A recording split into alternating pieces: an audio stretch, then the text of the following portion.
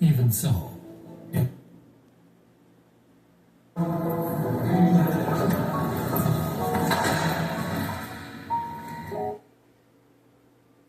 healthy tree bears good fruit, but the unhealthy tree.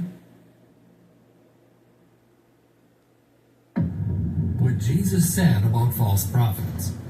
Beware of the false prophets, teachers who come to you dressed as sheep, appearing gentle and innocent, but inwardly are ravenous wolves.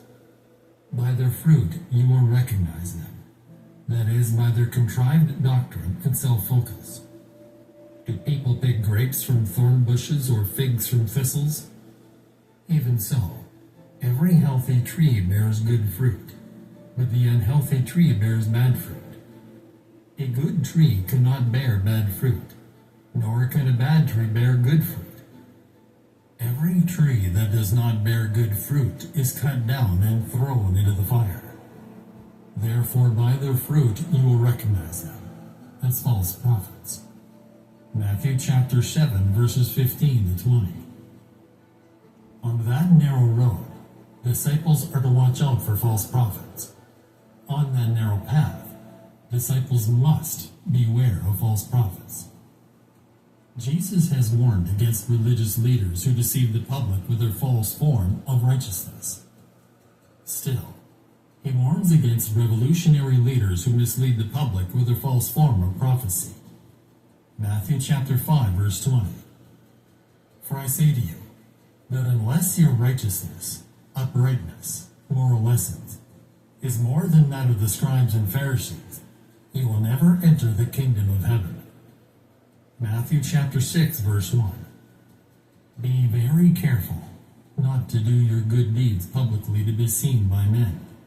Otherwise you will have no reward, prepared and awaiting you with your Father who is in heaven. False prophet warnings are an important theme in Matthew's Gospel, just as they were in the Old Testament.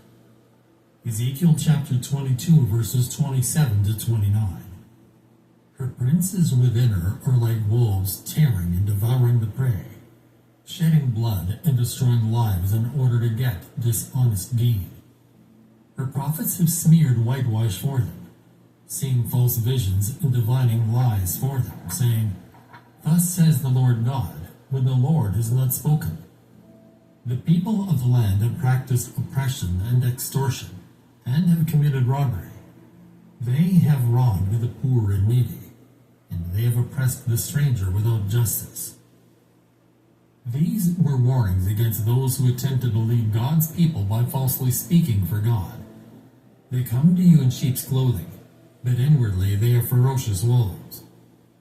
This expression draws on the natural enmity of sheep and wolves, and is the basis of the Apostle Paul's later warning to the Ephesian elders.